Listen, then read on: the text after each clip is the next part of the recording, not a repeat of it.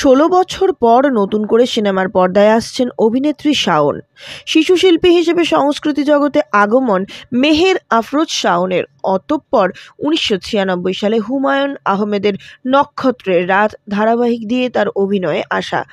পরে বেশ কিছু নাটক, ধারাবাহিক ও চলচ্চিত্রে অভিনয় করেছেন তিনি। সর্বশেষ ২০০৮ সালে হুমায়ূন আহমেদের আমার আছে জল এতে দেখা গেছে তাকে। লম্বা সময় পর ঠিক কী কারণে মনে হয়েছে নীল জোছনা দিয়ে ফেরা যেতে পারে? শাওনের জবাব, ছবির গল্প চিত্রনাট্য পছন্দ হয়েছে।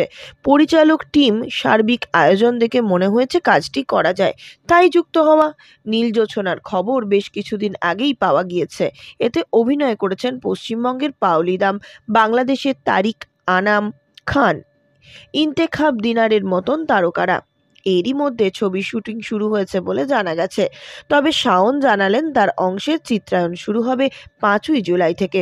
অভিনয়ে এত লম্বা বিরতি কেন? প্রশ্নটা চলে আসে স্বাভাবিকভাবেই। শাওন বলেন, ১৬ বছর পর অভিনয় করতে যাচ্ছি। আসলে ২ বছর ধরেই ভাবছিলাম ভালো গল্প আয়োজন পেলে অভিনয়ে ফিরব। ভাবতে ভাবতেই ২ বছর কেটে গেল। অবশেষে মাস ২ আগে এই ছবিতে যুক্ত হয়েছি।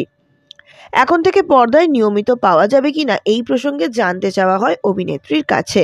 কিছুটা ধোঁয়াশা জিইয়ে রেখে বললেন, আসলে পরিকল্পনা করে কিছু তো করা হয় না। যদি পছন্দসই কাজ আসে তাহলে অবশ্যই করব। নির্মাতা হিসেবেও শাওন পরিচিত। ২০১৬ সালে বানিয়েছেন কৃষ্ণপক্ষ, যেটায় অভিনয় করেন রিয়াজ ও মাহি। এছাড়া বেশ কিছু নাটক নির্মাণ করেছেন তিনি। ক্যাপ্টেন অব দ্য শিপের ভূমিকায় ফিরবেন কবে?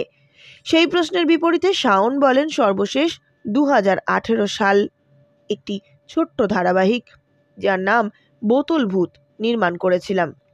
এখনো নতুন কাজের ভাবনায় রয়েছি আমি। যদি কোনো নতুন কাজ শুরু করি অবশ্যই জানাবো। প্রিয় দর্শক, হুমায়ূন আহমেদের স্ত্রী শাওনের অভিনয় আপনার কেমন লাগে তা আমাদের জানিয়ে কমেন্ট করুন আপনার মূল্যবান মন্তব্য। এদিকে মা হওয়ার পর দীপিকার অভিনয় ছাড়ার ঘোষণা। বলিউড তারকা দীপিকা পাডুকোন সন্তান ভূমিষ্ঠ হওয়ার অপেক্ষায় অধীর হয়ে আছেন। এরই মধ্যে বক্স অফিসে ঝড় তুলেছে তার সদ্য মুক্তিপ্রাপ্ত সিনেমা কালকি।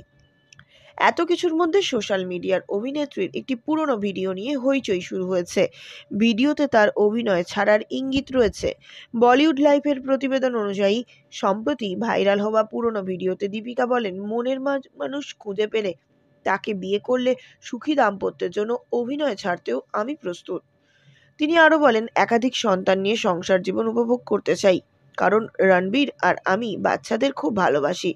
একাধিক সন্তানের পরিকল্পনা শোনার পর রণবীর ঘরণীর ভক্তরা বলিউডে তার অনুপস্থিতি মেনে নিতে পারছেন না।